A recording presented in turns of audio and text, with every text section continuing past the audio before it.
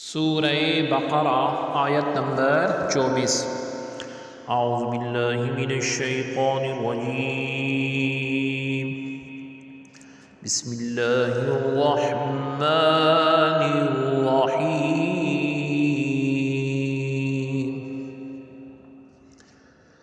فَإِن لَّمْ تَفْعَلُوا وَلَن تَفْعَلُوا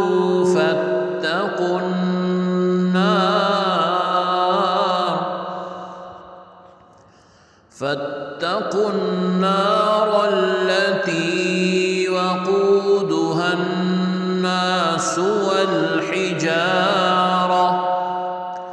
أعدت للكافرين۔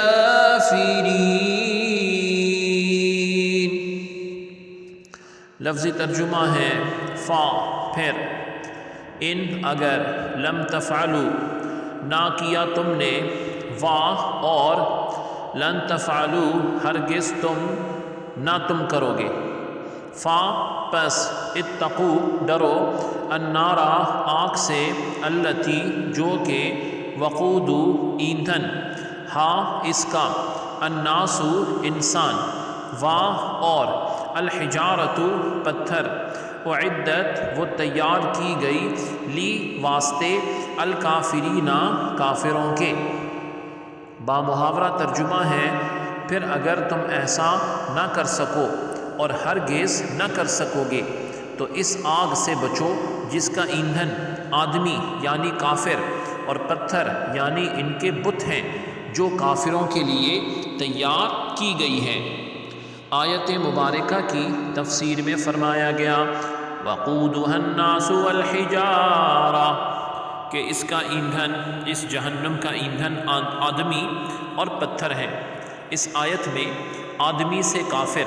اور پتھر سے وہ بت مراد ہیں جنہیں کفار پوجتے تھے اور ان کی محبت میں قرآن پاک اور نبی علیہ السلام کا انکار کرتے تھے۔ پتھروں کا جہنم میں جانا ان پتھروں کی سزا نہیں اور نہ ہی ان کو اس کا درد کا احساس ہوگا، بلکہ یہ ان کو ذلیل کرنے کے لیے اور بلکہ ان کے پجاریوں کے لیے سزا کے لیے ہوگا، یعنی پجاریوں ان پتھروں کے ساتھ سزا دی جائے گی۔ وہ ان کو بہت عزت دیتے تھے، وہ سمجھتے تھے کہ یہ ہمیں ہر مصیبت سے بچائیں گے دنیا اور آخرت کی، اور اللہ رب العزت کے حکم سے پتھر بھی ان کے ساتھ جائیں گے تاکہ وہ ان کے سامنے ذلیل و رسوا ہو جائیں اور ان کو پتہ چل جائے کہ ان پتھروں کی کوئی طاقت نہیں، کوئی قدر و قیمت نہیں، طاقت اور قدرت سب اللہ رب العزت کے ہاتھ میں۔ پھر فرمایا گیا اعدت للکافرین، کافروں کے لیے تیار کی گئی ہے۔ اس سے معلوم ہوا کہ دوزخ پیدا ہو چکی ہے، کیونکہ یہاں ماضی کے الفاظ ہیں، نیز کافروں کے لیے فرمانے میں یہ بھی اشارہ ہے کہ مؤمنین اللہ تعالی رب العزت کے فضل و کرم سے جہنم میں ہمیشہ داخلے سے محفوظ رہیں گے، کیونکہ جہنم بطور خاص کافروں کے لیے پیدا کی گئی ہے۔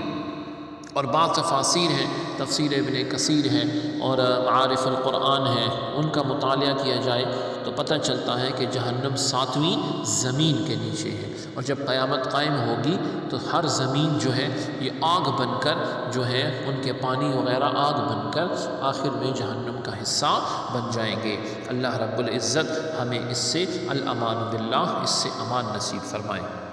سبحانک اللہم وبحمدک، اشہد ان لا الہ الا انت، استغفرک واتوب الیک، وصلی اللہ تعالی علی خیر خلقہ محمد وعلی آلہ واصحابہ اجمعین برحمتک یا ارحم الراحمین۔